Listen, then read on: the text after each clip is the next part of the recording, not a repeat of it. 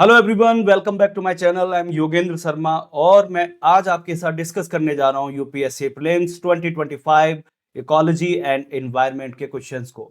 इससे पहले मैं आपके साथ डिस्कस कर चुका हूं about science and technology UPSC prelims 2025 के क्वेश्चंस को। इसके अलावा हम डिस्कस करेंगे आज के पेपर में कि what was the nature of questions in ecology and environment. Questions were easy, tough और मॉडरेट। क्या कट ऑफ रह सकती है साइंस एंड टेक्नोलॉजी और इकोलॉजी एनवायरनमेंट को कंबाइंड करके देखें तो क्या हम कट ऑफ के ऊपर उसका इंपैक्ट देख सकते हैं। इन सारे पॉइंट्स को कवर किया जाएगा आगे आने वाले सेशन में। तो सबसे पहले आपने अगर साइंस एंड टेक्नोलॉजी का वीडियो नहीं देखा है तो आप उसे जाके गिवन लिंक्स पे देख सकते हैं। और चलिए शुरू करते हैं। तो अगर बात की जाए नंबर ऑफ क्वेश्चंस की इकोलॉजी एनवायरनमेंट की तो दैट वाज अराउंड 13। अब मैं आपको यहां कुछ समझाने जा रहा हूं, उसे ध्यान से देखिएगा।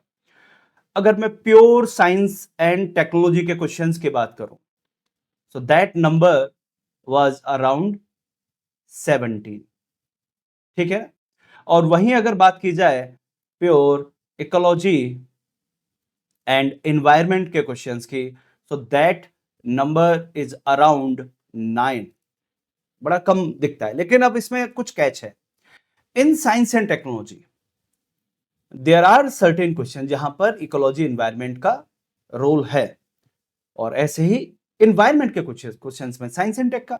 लेकिन अगर इसे ऐड किया जाए तो आपको देखने को मिलेगा the number is around 26। But in total अगर साइंस एंड टेक्नोलॉजी की बात की जाए उसके साथ अगर जोड़ दिया जाए इकोलॉजी एंड एनवायरनमेंट को then the number is around 30। इसका मतलब देयर आर 4 क्वेश्चन जहां पर science and technology, environment and ecology and geography का भी इन्वॉल्वमेंट उसमें थोड़ा बहुत है, but majorly science and technology, environment, ecology का भी हमें रोल देखने को मिला। ऐसे वो कौन से टॉपिक्स थे जहां पर इंटर रिलेशन देखने को मिला उसे भी मैं आपको बताने जा रहा हूं। तो टोटल मैं कह सकता हूं साइंस एंड टेक्नोलॉजी और एनवायरनमेंट एंड इकोलॉजी ने मिला के हमें कितने क्वेश्चन दिए? 30। So that is around almost 1/3 of the paper. ठीक है ना। अगर मैं आपसे कहूं कि कौन से क्वेश्चन इंटर रिलेटेड थे तो आपको देखने को मिलेगा सबसे पहला जैसे क्वेश्चन आप बोल सकते हैं कि जैसे कि एसिड रेन वाला क्वेश्चन आपका एनवायरमेंटल केमिस्ट्री और एनवायरमेंट का पार्ट हो गया। तो आप साइंस भी कह सकते हो और उसे साइंस और एनवायरमेंट दोनों का पार्ट उसके अंदर हो गया, एसिड रेन वाला। Then direct air capture technology, energy harnessing technology का भी पार्ट है, एनवायरमेंट के अंदर भी पढ़ते हैं क्योंकि कार्बन को रिमूव करना है फ्रॉम द एटमॉस्फेयर। और तो इसका मतलब ये भी साइंस एंड टेक्नोलॉजी और एनवायरमेंट का कॉम्बिनेशन हो गया। इसके अलावा एक्टिवेटेड कार्बन वाला जो क्वेश्चन है that is again environmental chemistry, और उसके साथ साथ हम कह सकते हैं कि एनवायरमेंट का रोल उसमें है क्योंकि हम वेस्ट वाटर को ट्रीट कर रहे हैं उससे। इसके अलावा जो प्लास्टिक वाला क्वेश्चन था उसको भी आप कह सकते हो, यहां पे भी एनवायरमेंटल केमिस्ट्री और एनवायरमेंट दोनों ने मिलकर काम किया। इसके अलावा हम कह सकते हैं जो सोलर फ्लेयर वाला क्वेश्चन था, सोलर फ्लेयर और उसके साथ में जब आपसे पोलर आइस के बारे में पूछा गया था तो that again is a combination of science and technology और प्लस एनवायरमेंट। तो ये देखिए कई सारे क्वेश्चंस यहां पर ऐसे आ गए, acid rain, direct air capture, activated carbon, इसके अलावा आपका प्लास्टिक वाला हो गया, इसके अलावा solar flare and polar water, polar ice का मेल्ट होना। All these questions have influence of environment plus science and technology. इसके अलावा अगर बातचीत की जाए अगर रेयर अर्थ एलिमेंट वाला एक क्वेश्चन था, वो तो खैर साइंस का ही था जिसके अंदर फोटो लुमिनेसेंस जो प्रॉपर्टीज की बात हो रही है, फोटो फॉस्फोरेसेंट प्रॉपर्टीज की जो बात हो रही है, वो सारा तो साइंस सेट का हो गया। लेकिन इसके अलावा क्रिटिकल मिनरल्स के कुछ क्वेश्चन जिसमें एक मैप बेस्ड क्वेश्चन था, उस पर साइंस का भी इन्वॉल्वमेंट है, मटेरियल साइंस का प्लस लोकेशन बेस्ड इन्फ्लुएंस हो गया। और इसके अलावा एक है क्रिटिकल मिनरल की जो लिस्ट के ऊपर था, यहाँ पे भी साइंस के अंदर भी उसे पढ़ते हैं और इकोनॉमी के अंदर भी उसे पढ़ते हैं। तो आपको कई सारे क्वेश्चंस में इन्फ्लुएंस देखने को मिला science and technology and environment का। बट मोटे मोटे तौर पर आप ये कह सकते हैं, क्या कह सकते हैं आप मोटे मोटे तौर पर? Science and technology plus environment and ecology, ये दोनों ने मिलके आपको दिए almost 30 question. That is a big figure, और इसकी वजह से आपका पेपर का लगभग 1/3 पार्ट कवर होता है। इसका मतलब इन दोनों सब्जेक्ट का सीधा सीधा रोल आपको देखने मिलने वाला है कट ऑफ के ऊपर।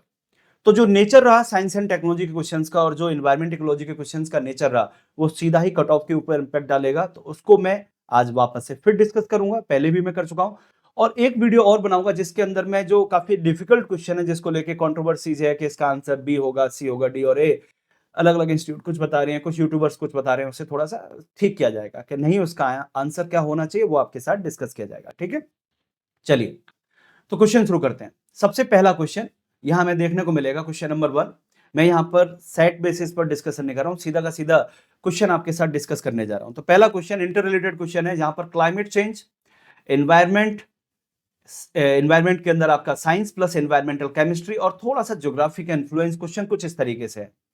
स्टेटमेंट 1 सबसे पहले समझिएगा, whenever you have a statement based question, तो एक चीज ध्यान रखिएगा, स्टेटमेंट 1 के बारे में ज्यादा नहीं सोचना है। स्टेटमेंट 1 तो करेक्ट है ही, एग्जामिनर आपसे क्या पूछने जा रहा है, स्टेटमेंट 1 को स्टेटमेंट 2 और स्टेटमेंट 3 जस्टिफाई करते हैं क्या, and at the same time they are correct और नॉट।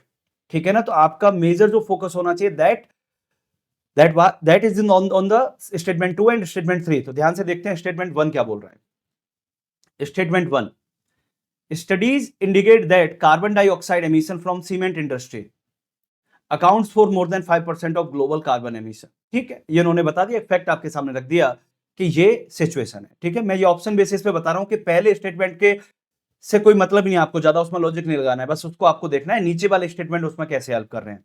तो पहला आपको मान लिया आपने कि ठीक है 5% के आसपास कार्बन एमिशन होता है बिकॉज ऑफ सीमेंट इंडस्ट्री, वैसे थोड़ा इससे ज्यादा होता है। ठीक है। Statement 2, silica bearing clay is mixed with limestone while manufacturing cement.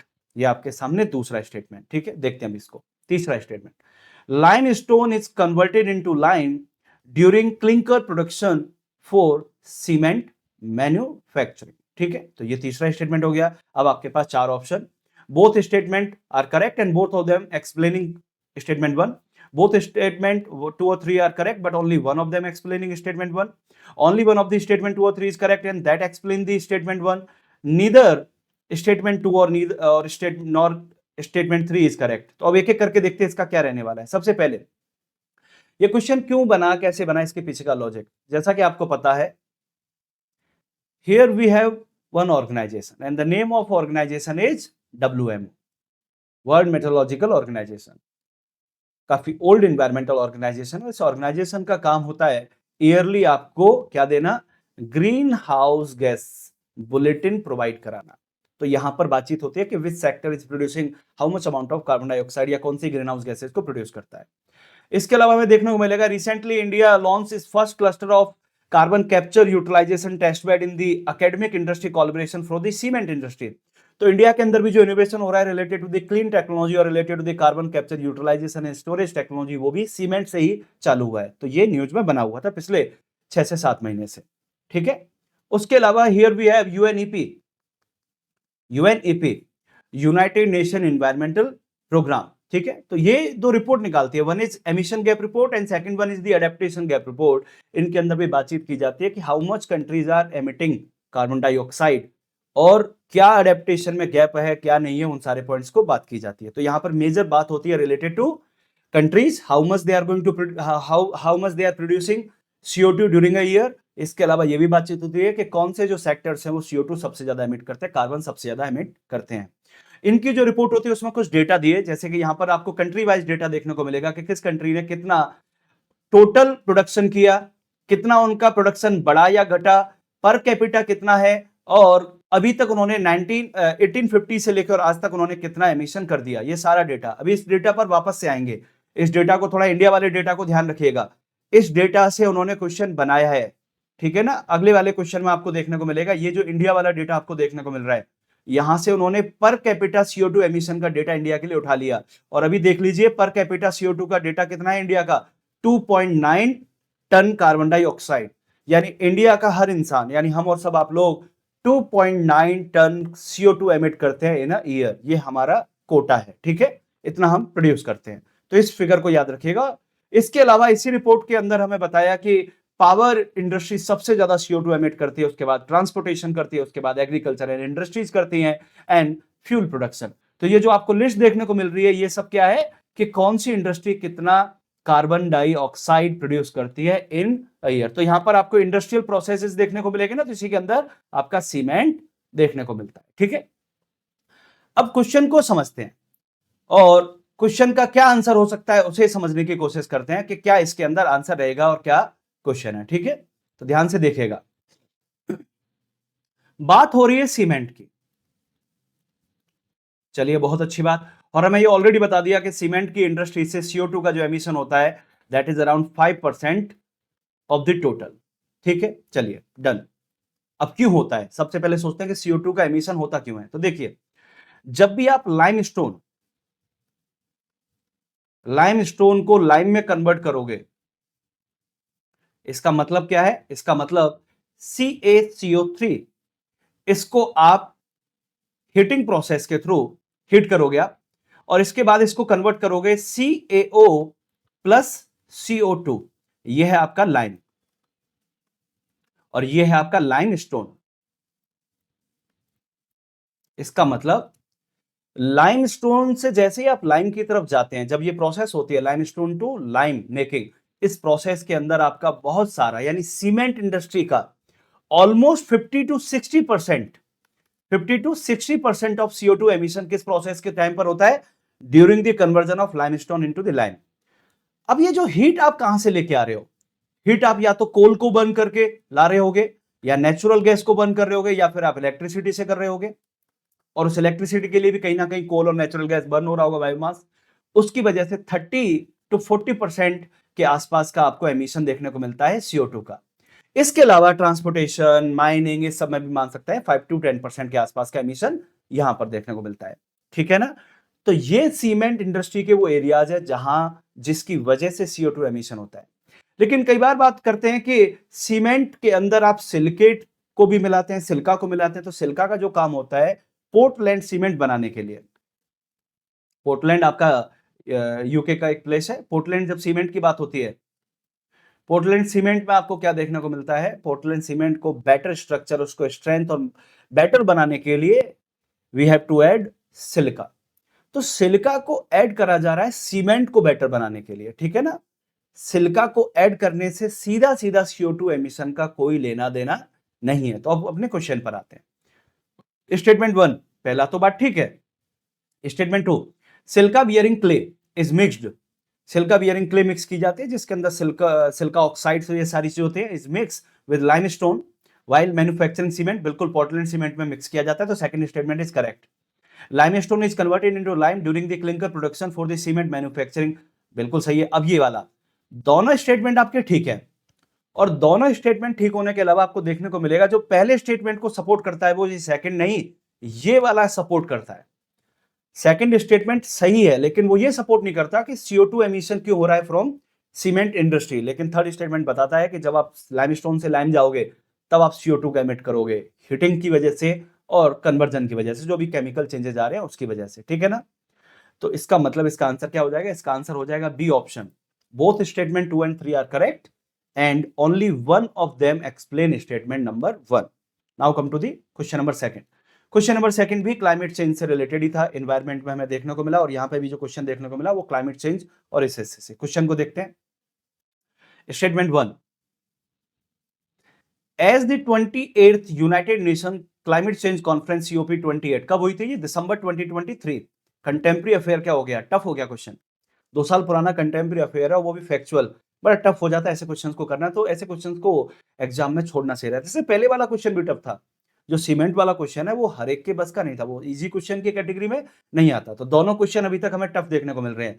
एक टफ इसलिए क्योंकि आपको प्रोसेसेस पता है कि नहीं पता है उसलिए, और दूसरा इसलिए टफ है क्योंकि वो पुराना बहुत हो गया, इतना याद नहीं रहता 2-3 साल पुरानी जो COPs है उनमें क्या हुआ। लेकिन एक चीज हमें समझ में आई, इस पेपर के अंदर इन्होंने COP28 को बहुत टारगेट किया।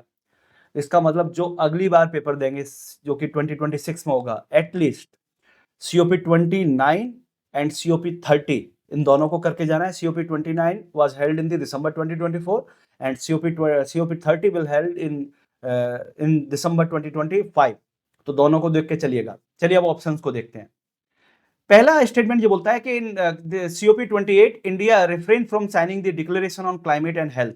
हेल्थ केयर के साथ जोड़ा जा रहा था कि हेल्थ केयर को भी डीकार्बोनाइज किया जाए, हेल्थ केयर के अंदर ऐसे इनिशिएटिव लिए जाए जिससे कि CO2 का एमिशन कम हो, और उसके लिए पूरा का पूरा साइनिंग डॉक्यूमेंट आया। India denied it. ठीक है, चलिए statement 2, COP28 declaration on the climate and health is a binding declaration and if signed it become mandatory to decarbonize health sector. That is wrong.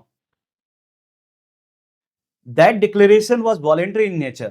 तो इंडिया ने sign इसलिए नहीं किया कि उसका कारण, इंडिया ने जो साइन नहीं किया उसका कारण इसका नेचर ये नहीं था कि ये बाइंडिंग है, नहीं, इसकी वजह से नहीं, वो वॉलेंट्री था। इंडिया चाहता तो कर सकता था, ये इसका कोई कारण नहीं है। तो सेकंड स्टेटमेंट तो सीधा सीधा वैसे ही गलत हो जाता है। तो फिर इंडिया ने आखिर साइन क्यों नहीं किया? तीसरे स्टेटमेंट को देखते हैं, statement 3। If India's health sector is decarbonised, the resilience of its health care system may be compromise. ये स्टेटमेंट बिल्कुल सही है और यही एक्सप्लेन कर रहा है हमारे स्टेटमेंट नंबर 1 को। ठीक है, क्यों ऐसा हुआ था देखिए।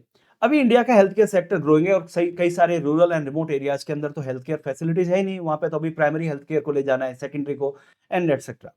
तो जब हेल्थ केयर फैसिलिटीज जाएंगी तो वहां पर इलेक्ट्रिसिटी को भी पहुंचाना होगा, बहुत सारी ऐसी चीजें होंगी जिसकी वजह से CO2 एमिशन होगा। अगर आपने इस मोमेंट पर पहले डिकार्बोनाइजेशन को फोकस कर दिया, इसका मतलब we need innovation, that we need fund, we need money, we need technology. उसकी वजह से जो काम अभी हो सकते हैं वो डिले हो जाएंगे। तो इसका मतलब हमारा जो रेजिलियंस है हेल्थ केयर सिस्टम का वो थोड़ा सा स्टक हो सकता है, वो डिले कर सकता है। इसका मतलब पहले इंडिया अपने हेल्थ केयर को स्ट्रांग बनाएगी, हेल्थ केयर की नेटवर्किंग को बेटर बनाएगी, then over a period of time, eventually over 3 और 4 5 ईयर, इंडिया भी इस डिक्लेरेशन को साइन कर देगी। अब चलते हैं, अब इस पर सोलर पैनल लगाएंगे हॉस्पिटल्स पे, विंड के थ्रू नए पावर प्रोवाइड कराएंगे, बैटरीज का प्रयोग करेंगे, वो तब सोचा जाएगा। लेकिन अभी मेन काम है हेल्थ केयर फैसिलिटीज को पहुंचाना। तो ये जो सेकंड स्टेटमेंट है इसका सीधा सीधा आंसर क्या हो जाएगा? इसका आंसर हो जाएगा सी ऑप्शन का मतलब क्या है? ओनली वन स्टेटमेंट 2 और 3 is correct and explain the statement 1। और वो कौन सा है? 3 is correct and explaining 1। Second का कोई लेना देना नहीं है। टफ क्वेश्चन था, रियल पेपर में करना मुश्किल है। तीसरे नंबर का क्वेश्चन, again climate change, back to back climate change के ऊपर क्वेश्चन आ रहे हैं। फिर देखिए, पेरिस एग्रीमेंट से पूछ लिया।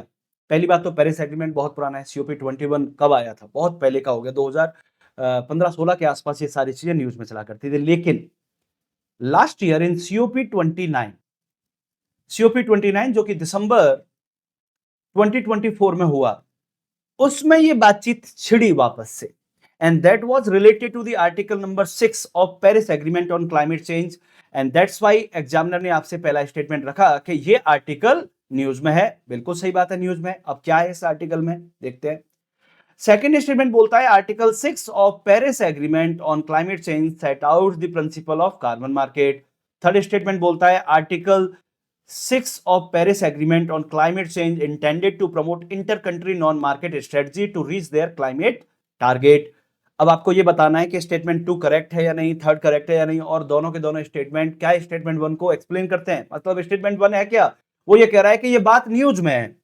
अब न्यूज में जब होगी, जब कोई काम की बात हुई होगी, और बिल्कुल काम की बात हुई है तो देख लेते हैं। हमने क्लास में भी करा था, हमारी जो प्रीलिम्स वाली क्लासेज हुई थी इन्वायरमेंट को लेकर, वहां पर हमने डिस्कस किया था COP29, और वहां पर हमने खास करके आर्टिकल 6 को डिस्कस किया था। उसके कई सारे जो पॉइंट्स थे उनको हमने डिस्कस किया, आर्टिकल 6 को। आर्टिकल 6 क्यों न्यूज में आया? आर्टिकल 6 इसलिए न्यूज में आया क्योंकि सबसे पहले तो क्या बातचीत की जा रही है, एक UN based supervised carbon credit trading system की बात हो रही थी इसी आर्टिकल के थ्रू। कि अभी तक तो क्या चल रहा था कि ये मैकेनिज्म बहुत ज्यादा प्रॉपर मैनेज नहीं हो रही थी, कंट्री टू कंट्री हो रहा था, जिनके जो भी कोटा थे उसको वो फुलफिल कर रहे थे विद कार्बन ट्रेडिंग। बट अभी चाह रहे हैं ऐसा कि UN की एक सुपरवाइज्ड एजेंसी बने और वो एजेंसी इस डीलिंग को करवाए, जिससे कि यहां पर हमें सबको क्लैरिटी देखने को मिले क्या हो रहा है और क्या नहीं। और दूसरा, इसी आर्टिकल के अंदर ये बातचीत भी हुई कि अब इंटर कंट्री नॉन मार्केट भी कुछ चीजें निकलनी चाहिए, कि ये नहीं कि हर बार कार्बन के सर्टिफिकेट से परचेज करने या ट्रेडिंग, आपके पास ऑप्शंस होने चाहिए, सीधा टेक्नोलॉजी ट्रांसफर कर दिया या फिर किसी और तरीके से डायरेक्ट हेल्प कर दी, वो सारी चीज। तो ये न्यूज में बना हुआ था, और न्यूज में बना हुआ था, तो इसका आंसर क्या हो जाएगा? इसका आंसर हो जाएगा कि दोनों स्टेटमेंट ठीक है आपके, और दोनों स्टेटमेंट ही पहली वाले की बात को बता रहे हैं। और वो बात क्या है कि स्टेटमेंट 1 बिल्कुल सही है, न्यूज में बना हुआ है। Now come to the next one, question number 4। Which of the following, वो भी क्लाइमेट चेंज और बायोडाइवर्सिटी से आ गया। Which of the following launch the nature solutions finance hub for Asia and Pacific। तो एक चीज तो यहां से समझ में आ गई कि यहां पर किससे रिलेटेड बात हो रही है? एशिया और पैसिफिक से बात हो रही है। क्वेश्चन थोड़ा पुराना है, COP28 से निकल के आता है ये क्वेश्चन, इस वजह से थोड़ा डिफिकल्ट भी हो जाता है, दिसंबर 2023। लेकिन फिर भी थोड़ा लॉजिक लगाएं तो एशिया एंड पैसिफिक के लिए बातचीत हो रही है। अब नीचे वाले ऑप्शंस को देखिए, the Asian development bank, the Asian infrastructure investment bank, ठीक है ना, एशियन डेवलपमेंट आपको पता है फिलीपीन बेस्ड हो गई आपकी, एशियन इंफ्रास्ट्रक्चर बैंक हो गई आपकी China based, the new development bank, international bank for reconstruction and development IBRD। In options को देख के आप आइडिया लगा सकते हो कि एशिया एंड पैसिफिक दोनों रीजन पर जो फोकस करती है उसका नाम है द एशियन डेवलपमेंट बैंक, ठीक है। और यस, दिसंबर 2023 में एशियन डेवलपमेंट ने $2 बिलियन का एक फंड रिलीज किया and that is for nature solution financial hub for the climate and environment. तो इससे रिलेटेड तब बात हो रही थी, लेकिन इजी क्वेश्चन था, थोड़ा सा कॉमन सेंस लगाओगे तो आप आंसर के ऊपर आ जाओगे। और वहीं पर जो बाकी के सारे ऑप्शन है उनके ऑपरेशंस अलग तरीके से होते हैं और उनके ऑपरेशंस का जो एरिया है वो एरिया भी अलग है, तो इस वजह से आप यहां पर आंसर पर आ सकते हैं।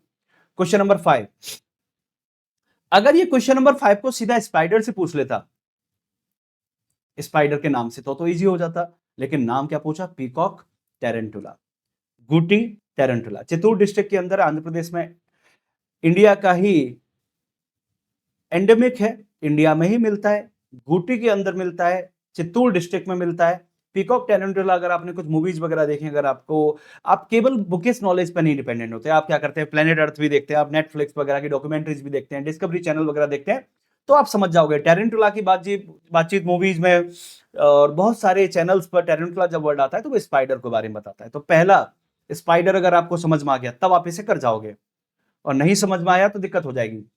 IUCN के अंदर इसे क्रिटिकल एंडेंजर्ड के अंदर रखा जाता है, ठीक है, बहुत कम बचे हुए हैं, क्रिटिकल एंडेंजर्ड है, इंडिया का एंडेमिक है। पहला, it is an omnivorous crustacean. दूसरा, its natural habitat in India only limited to some forest area. And third, in its natural habitat it is an arboreal species. Arboreal का मतलब होता है जो ट्री के ऊपर रहते हैं, पेड़ के ऊपर रहते हैं, ठीक है। अब इस क्वेश्चन तक पहुंचा जा सकता है, अगर आपने स्पाइडर पता कर लिया तो आपके पास ऑप्शन है कि आप कुछ आइडिया लगा सकते हैं। कैसे? यूपीएससी 2024 में एक प्री में क्वेश्चन आया था जहां पर आपसे crab, spider, might and scorpion, इनके ग्रुप्स की, इनकी जो फैमिली होती है उसके बेसिस पर डिफरेंशिएशन पूछा था। तो आपको पता होना चाहिए, क्रैब होता है वो क्रस्टेशियन के अंदर आता है, वहीं पे spider, and, butterfly, mites, scorpion, ये सब आते हैं आर्केनिड्स में। तो जो जमीन पे रहने वाले कीड़े मकोड़े हैं उनका बहुत बड़ा ग्रुप है, उसका नाम है आर्केनिड्स, और जो समुद्री है उनका नाम, उनको बोला जाता है क्रस्टेशियन। तो अगर आपको टेरेंटुला से स्पाइडर समझ में आ गया तो एक बात तो कंफर्म है, आप सबसे पहले वन को एलिमिनेट करते, वन को एलिमिनेट करते ही आपके पास क्या ऑप्शन बचता, सेकंड और थर्ड। सेकंड दोनों में कॉमन आ रहा है, इसका मतलब सेकंड को पढ़ने की जरूरत नहीं थी कि ये इंडिया के कुछ फॉरेस्ट एरिया से रिलेटेड है। हाँ, तीसरा, अगर आपको स्पाइडर का समझ में आ गया तो स्पाइडर ट्रीज पे रहना पसंद करते हैं, बिल्कुल, तभी तो आपका मकड़ी का जाल बनेगा, जमीन पे थोड़ी बनाएंगे जाल, पेड़ों पे ही बनाएंगे। तो इसका मतलब बड़े इजीली, बस सारा कैच छुपा हुआ है इस नाम में। टेरेंटुला वर्ड अगर सुना है तो इजी है, और 2014 का वो क्वेश्चन करा हुआ है और आपने पीवाईक्यू को अच्छे से एनालिसिस कर रखा है तो इजी है, अदरवाइज नहीं कर पाओगे। तो इसका आंसर क्या हो जाएगा, दोनों स्टेटमेंट ठीक है, तो 5 जो ये है इसका आंसर हो जाएगा डी, यानी कि second and third both are correct. अच्छा, एक चीज और देखिए एग्जामिनर ने क्या किया है, बड़ा इंटरेस्टिंग फैक्ट है अगर आपको समझ में आए तो। एग्जामिनर ने इस साल ऑप्शंस को ऐसे रखा, 1, 2 एंड 3, जल्दबाजी में पढ़ने में ही किसी को गलत हो जाए, जब आप इन ऑप्शंस को देखोगे ना तो जल्दबाजी में फंस जाओगे। पहले आता था कैसे, 1, 2 और 3, इस तरीके से, तो बड़े इजीली दिखता था। जो ऑप्शन होते थे वो ऑप्शन में जैसे 1, 1 एंड 2, 2, 2 एंड 3, अब थोड़ा सा उसको रोमन में रख के, थोड़ा सा एक ये भी साइकोलॉजिकल ट्रिक्स ही है कि थोड़ा सा जल्दी हुआ और आपको बी ऑप्शन की जगह सी दिख जाएगा, सी की जगह बी, और कहीं ना कहीं दो चार नंबर का फर्क यहां से भी आ जाएगा, ठीक है। 6वें नंबर का क्वेश्चन, क्लाइमेट चेंज, लगातार back to back climate change के क्वेश्चन है, बीच में एक बायोडायवर्सिटी स्पीसीज का देखने को मिला, बाकी आपको क्लाइमेट चेंज देख रहा है। CO2 emission in India, direct आपसे कहां पूछ लिया, emission gap report, emission gap report, emission gap report कौन किसकी, UNEP। और आपसे पूछा carbon dioxide emission in India are less than 0.5 ton CO2 per capita, that is wrong. 2.9 ton CO2 per capita होता है। तो पहले को जैसे ही आप एलिमिनेट करोगे तो आपके पास ऑप्शन बचेगा बी एंड सी। अब बाकी देखते हैं इन टर्म्स ऑफ, अब बी में भी आप देखिए सेकंड तो दोनों मारा है तो पढ़ना भी नहीं है। In terms of CO2 emission from fuel combustion India rank second, बिल्कुल चाइना के बाद हम सेकंड हैं, तो that statement is correct. Electricity and heat बिल्कुल ठीक है। पावर जो सेक्टर है वो सबसे ज्यादा, क्योंकि फॉसिल फ्यूल तो वहीं बर्न होता है ना, तो जहां चीजें जलेंगी, कम्बशन होगा, वहां पर आपको CO2 का एमिशन देखने को मिलेगा। So answer will be C. ये आपके सामने मैंने UNEP की रिपोर्ट है जो पहले भी डिस्कस करी थी। यहाँ पे देखिए इंडिया का पर कैपिटा 2.9 टन CO2 जो है वो देखने को मिला हमें। और सबसे ज्यादा CO2 का एमिशन होता है पावर। पावर का मतलब क्या होता है? इलेक्ट्रिसिटी प्लस हीट, ठीक है ना। सबसे ज्यादा प्रोड्यूस CO2 इससे होती है। तो आंसर क्या हो जाएगा इसका? आंसर हो जाएगा सी। सेकंड एंड थर्ड दोनों के दोनों करेक्ट है, पहला आपका साफ साफ गलत हो गया। फैक्चुअल एरर बहुत समय के बाद इस तरीके से फैक्चुअल चीजें देख के उसको गलत करवाना, पर ठीक है, फिर भी आप अगर थोड़ा सा समझदारी से आपने रिपोर्ट वगैरह पढ़ी है तो आप पिक कर जाते हैं, क्योंकि ये तो करंट का इस पर सीधा सीधा इन्फ्लुएंस है। क्वेश्चन नंबर 7 बॉटनी से आ गया, स्पीसीज बेस्ड आ गया, जहां पर आपसे प्लांट बेस्ड जो स्पीसीज है उनके बारे में क्या पूछ लिया, उनका क्या क्या है, उनका रूप क्या है, वो हब्स हैं, श्रब्स हैं, वो स्यूडोस्टेम है, वो रूट्स हैं, यही उठा के पूछ लिया। टफ हो गया इसलिए। पहला कसावा, दूसरा जिंजर, तीसरा मालाबार स्पिनेस, चौथा उसके बाद पुदीना यानी मिंट, एंड पांचवा पपाया। और सामने लिखा हुआ है कसावा के woody shrub, herbs with the pseudostem, herbaceous climber, बेल जिसको बोलते हैं, एनुअल श्रब यानी कि साल भर रहने वाली, एंड वुडी श्रब। देखते हैं कसावा। कसावा कुछ इस तरीके का दिखता है, ये वुडी श्रब है, बिल्कुल आपका ठीक है। ठीक है, श्रब के जैसा है, वुडी श्रब है। और कसावा आपको ये जो पार्ट देखने को मिलता है, इससे हम कसावा, इसी से हम साबूदाना वगैरह बनाते हैं। Then come to the second, ये है आपका जिंजर। जिंजर आपका क्या होता है? स्यूडो स्टेम होता है, जमीन के अंदर आपका स्टेम पहुंच जाता है, स्यूडो स्टेम की कैटेगरी के अंदर आता है। Second is correct. थर्ड, जब आप बात करते हो मालाबार स्पिनेच की, तो आप देखोगे वो किस तरीके से क्लाइंब कर जाते हैं, तो यस इट्स अ क्लाइंबर। लेकिन जैसे मिंट की बात की जाती है, तो मिंट आपका साल भर नहीं रहता, वो आपका सीजन है, वो आपका एनुअल नहीं होता, वो पेरेनियल होता है। इसका सीजन में आपको दिखेगा, वरना नहीं दिखेगा। देन फाइनली आपका papaya. Papaya is a giant herb, ये आपका श्रब नहीं है, ये एक हर्ब है जो कि जाइंट है। इसका मतलब ये वाला भी गलत है। तो आपका आंसर क्या हो जाएगा? आंसर इस केस में क्या निकल आएगा? Papaya and mint is wrong, and then first second and third is correct. Answer हो जाएगा आपका ओनली 3। बहुत टफ क्वेश्चन है, रियल एग्जाम में ये भी नहीं हो पाता। यानी आप देखिए एनवायरमेंट के क्वेश्चन का नेचर कितना टफ आ रहे हैं सारे के सारे question. Question number 8, question number 8 आपसे पूछा गया, with reference to the planet earth consider the following statement, rainforest produce more oxygen than produced by the ocean। Ocean में कौन प्रोड्यूस करेगा ऑक्सीजन? ओशियन के अंदर ऑक्सीजन प्रोड्यूस करती है माइक्रो प्लस मैक्रो एल्गी, ठीक है, जिन्हें आप फाइटोप्लैंक्टन बोलते हैं।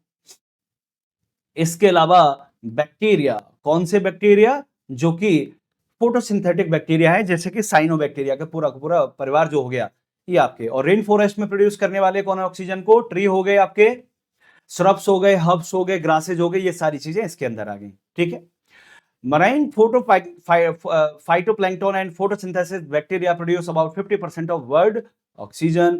बड़ा कॉन्ट्रडिक्टरी हो गया। अगर आप इन दोनों स्टेटमेंट को ध्यान से देखें तो ये बड़ा कॉन्ट्रडिक्टरी हो गया। पहला स्टेटमेंट बोल रहा है कि रेन फॉरेस्ट ज्यादा ऑक्सीजन प्रोड्यूस करते हैं, दूसरा स्टेटमेंट बोल रहा है कि marine phytoplankton and photosynthetic bacteria produce about 50% of world oxygen. अगर पहले को सही मानूं तो दूसरा गलत हो गया, क्योंकि जो अगर 50% से ज्यादा प्रोड्यूस कर रहा है तो इसका मतलब दूसरा तो 50 से कम ही हो गया ना, जो 50 कर रहा है दूसरा कम हो जाएगा। तो पहले को सही मानूं तो दूसरा गलत हो गया, दूसरे को सही मानूं तो पहला गलत हो गया। तो ऐसे ही आंसर आप निकाल सकते हो कि पहला और दूसरा साथ में नहीं होंगे ऑप्शन में, पहला और दूसरा साथ में नहीं हो सकते ऑप्शन में। तीसरा, well oxygenated surface water contain several fold higher oxygen than the. अब ये तो कोई भी बता सकता है, कोई भी समझदार इंसान होगा वो क्या बता सकता है? समझदार इंसान ये बता सकता है कि हवा में ज्यादा ऑक्सीजन का लेवल है, कॉन्सेंट्रेशन है, या फिर सरफेस वाटर में। सरफेस वाटर में तो पर पार्ट मिलियन में मिलता है, हवा के अंदर तो 21% है। तो ये वाला स्टेटमेंट सीधा सीधा क्या हो जाता है? Well oxygenated surface water contain several fold, साफ साफ गलत। वाटर है a little bit amount of oxygen compared to the atmosphere। Third वाला आप एलिमिनेट करिए, फर्स्ट और सेकंड साथ में नहीं हो सकते। तो इसका मतलब क्या हुआ कि या तो सेकंड सही है और या फिर गलत। बाकी मैं ये क्लासेज में कराता हूं, जब हम क्लासेज में कराते हैं माइक्रो ऑर्गेनिज्म तो आपके साथ में डिस्कस करता हूं क्लोरोफिल कहां पर कितना है, तो क्लोरोफिल के बाद में डिस्कस करता हूं photosynthetic bacteria 15% of what oxygen produce करते हैं, algae, micro and macro almost about 50% of what oxygen produce करते हैं, and forest and plants about 30% of oxygen produce करते हैं। इसका मतलब ओशन आपका more than 50% of oxygen produce करता है टेरेस्ट्रियल रीजन के कंपैरिजन में। टेरेस्ट्रियल तो कम है कंपैरेटिवली, तो इसका मतलब आपका आंसर क्या हो जाएगा? First is wrong, second is correct and third is wrong. So answer will be B. Now come to the question number 9. Question number 9. Statement 1. Of the two major ethanol producer in the world, Brazil and United States of America, the former produce more ethanol than the latter. यानी कह रहा है कि Brazil अच्छा खासा ethanol produce करता है USA से ज्यादा। बाकी देखा जाए तो बात सही है, यूएसए एंड ब्राजील ये मेजर प्रोड्यूसर है, और कंट्री वाइज देखा जाए तो इंडिया आता है फिर उसके बाद। वैसे तो यूरोपियन यूनियन आता है, उसके बाद फिर आता है इंडिया। अगर मैं लास्ट ईयर की बात करूं तो India country wise third place पर आ जाता है आपके एथेनॉल प्रोडक्शन में। We have a biofuel policy 2018, तो उसकी वजह से हमें अच्छा खासा पोस्ट मिला है एथेनॉल प्रोडक्शन में। And right now our petrol have almost 15% blending of ethanol, और जो कि हो जाएगा जल्दी से 20% को टच कर जाएगा इस साल के एंड तक, आपको दिख जाएगा। ठीक है, क्वेश्चन वहां से निकला, बायोफ्यूल पॉलिसी, एथेनॉल के बारे में बातचीत होती रहती है, तो वो क्वेश्चन एग्जामिनर ने बना लिया। पूछ रहा है पहले स्टेटमेंट कि ब्राजील ज्यादा प्रोड्यूस करता है यूएसए से। दूसरा statement, unlike in the US where corn is the principal feedstock for the ethanol production, sugarcane is the principal feedstock for the ethanol production in the Brazil। अब आप ध्यान से देखिएगा हुआ क्या है, इस क्वेश्चन को देखिएगा, इस क्वेश्चन का आंसर तो हो जाएगा डी। आंसर क्यों? क्योंकि अभी इस दुनिया में around 30 billion gallon 30 billion gallon ethanol produce होता है, जिसका 16 तो केवल यूएसए ही करता है, ऑलमोस्ट 50%। ब्राजील उससे कम करता है 8 के आसपास, और फिर बाकी की सारी कंट्रीज है 4 to 5 के आसपास हमारा इंडिया है। तो ब्राजील कम हो गया, तो पहला स्टेटमेंट तो साफ साफ गलत हो गया, ब्राजील कम है यूएसए ज्यादा है। दूसरा स्टेटमेंट बिल्कुल सही है। In USA in prairies region we have a temperate climate, और वहां पर कॉर्न अच्छा उगता है, और कॉर्न की वजह से कॉर्न का ही प्रयोग वो एनिमल फैटनिंग में करते हैं, कॉर्न का ही प्रयोग वो एथेनॉल प्रोडक्शन में करते हैं, तो वहां कॉर्न बेस्ड एथेनॉल प्रोडक्शन होता है। अगर आपको ध्यान हो 2014 में कॉर्न को लेके ही क्वेश्चन पूछा था साइंस एंड टेक्नोलॉजी में कि कौन से आप बायोडीजल बना सकते हैं क्या, कौन से आप एथेनॉल बना सकते हैं क्या, कौन से आप स्टार्च बाहर निकाल सकते हैं क्या। तो यूएस कॉर्न का प्रयोग करता है, और ब्राजील एक ट्रॉपिकल कंट्री है, वहां पर शुगरकेन प्रोड्यूस होता है। शुगरकेन का भी यूपीएससी 2009 हो गया, यूपीएससी 2001 हो गया, न जाने कितनी बार क्वेश्चन पूछा एथेनॉल प्रोडक्शन को लेके। तो इसका मतलब एक इजी क्वेश्चन है। सेकंड स्टेटमेंट करेक्ट है आपका, फर्स्ट आपका रॉन्ग हो गया, डी आंसर इसका रहेगा। Statement 1 is not correct but statement 2 is correct. ठीक है, तो ये वो कोर इन्वायरमेंट के क्वेश्चन है 9 जो मुझे आपके साथ डिस्कस करने थे। इसके अलावा inter related question of environment I have already discussed in the science and technology. वहां पर मैंने 20 क्वेश्चंस आपके साथ डिस्कस किए थे इन साइंस एंड टेक्नोलॉजी। 16 तो आपके 16-17 साइंस के हो गए, बाकी आपके 3 to 4 हो गए इंटर रिलेटेड विद इन्वायरमेंट, थोड़ा बहुत विद ज्योग्राफी। एक क्वेश्चन है जहां पर साइंस एंड टेक्नोलॉजी और इकोनॉमी का एंगल भी देखने को मिलता है, जैसे वो मैं यहां पर डिस्कस कर रहा हूं। India has joined the Mineral Security Partnership as a member. India is a resource-rich country in all 30 critical minerals that it has identified. कैसी बात कर रहे हो? अगर ऐसा होता तो ये बनाते क्यों?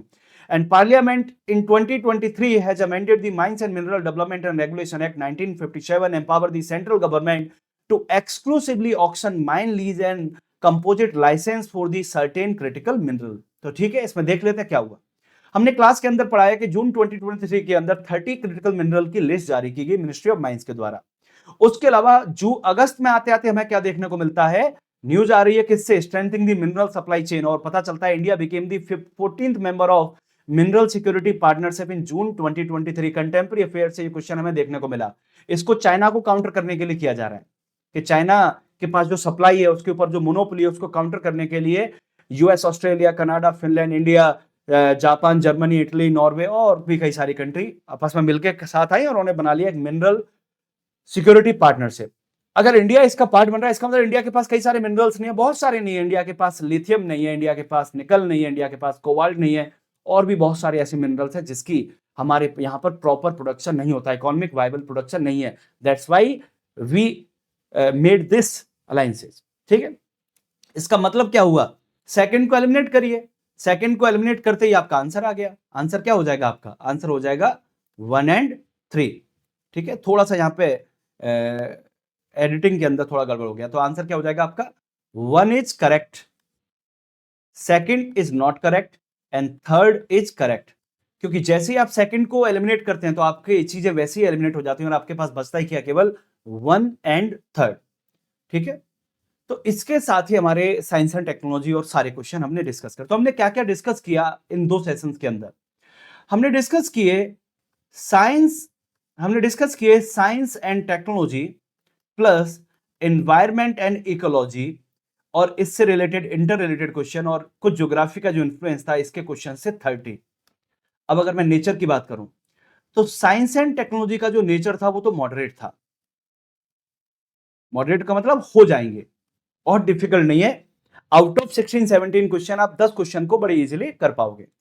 लेकिन जब एनवायरमेंट और इकोलॉजी और इंटर रिलेटेड क्वेश्चंस की बात करते हैं तो इनमें मैं कह सकता हूं कि ये टफ है, टफ की कैटेगरी में आएगा। इसका मतलब आउट ऑफ 30 आप इसमें से अच्छे से, केवल अच्छे से 14-15 क्वेश्चन ही कर सकते हैं। 15 को यानी 50% क्वेश्चन को ही आप अटेम्प्ट कर सकते हैं। 50% क्वेश्चन को करने का मतलब रिस्क है इन रियल पेपर, और अगर आप करने जाओगे तो बहुत सारा टाइम भी आपका चला जाएगा। दैट मीन्स कि 1/3 जो सेक्शन था पेपर का, that is moderate to tough. और इसका सीधा सीधा इंपैक्ट किसके ऊपर आएगा? कट ऑफ के ऊपर आएगा। सीसेट की वजह से भी कट ऑफ इंपैक्ट पड़ेगा। तो पॉलिटी के क्वेश्चंस को भी देखा जाए तो ओवरऑल ये बोला जा सकता है कि पेपर का जो लेवल था वो मॉडरेट से थोड़ा टफ की तरफ गया। सीसेट ने उसको और ज्यादा टफ कर दिया। तो पिछली बार जो कट ऑफ गई थी आपकी 87.98, इससे ड्रॉप कर जाएगी कट ऑफ, आपकी 85 के अराउंड आ जाएगी। लेकिन फिर भी जिन लोगों के 80 से ऊपर मार्क्स हैं जनरल में, उन सभी को तैयारी करते रहनी चाहिए मेंस की। कट ऑफ बहुत ज्यादा नहीं जाने वाली है और इतना बड़ा लेंदी पेपर हो चुका है कि पढ़ना ही मुश्किल हो गया। जल्दबाजी करोगे एरर बहुत आएगी। इतना ज्यादा कंटेंट बच्चे पढ़ रहे हैं कि वो वैसे ही कंफ्यूज रहने लग गए हैं। तो आज से 10 साल पहले, आज से 5 साल पहले बच्चे जितना कंटेंट पढ़ते थे उससे 3 गुना कंटेंट आज के टाइम पे बच्चे पढ़ रहे हैं। इतने कंटेंट के साथ हो क्या जाता है, ब्रेन फ्रीज हो जाता है ड्यूरिंग एग्जामिनेशन, गलत डिसीजन लिए जाते हैं ड्यूरिंग एग्जामिनेशन, और as a resultant you will see drop in the cut off. तो 80 मार्क्स से ऊपर वालों को 1% भी सोचना नहीं है, उन्हें मेहनत करनी है। और 85 जिसके अगर आ रहे हैं वो तो कोई डाउट ही ना लाए मन में, वो तो वेस्ट ना करे। 80 वाला थोड़ा एक बार के लिए सोच सकता है कि क्या होगा नहीं होगा, लेकिन उसको मेहनत करनी है। 85 वाले को ये सोचना भी नहीं है। ठीक है ना? तो ये है मेरा analysis related to ecology and environment and science and technology, और इसी के साथ मैं अपने लेक्चर को यहां पर खत्म करता हूं। ठीक है, बट इसके अलावा मैं जो आपके साथ डिस्कस करने जा रहा हूं आगे आने वाले लेक्चर में, वो मैं कंट्रोवर्शियल क्वेश्चन जैसे कि कोल गैसिफिकेशन, उसका आंसर क्या होगा, लिथियम आयन वाले का आंसर क्या होगा, एक्टिवेटेड जो कार्बन है आपका, उस क्वेश्चन का आंसर क्या होगा।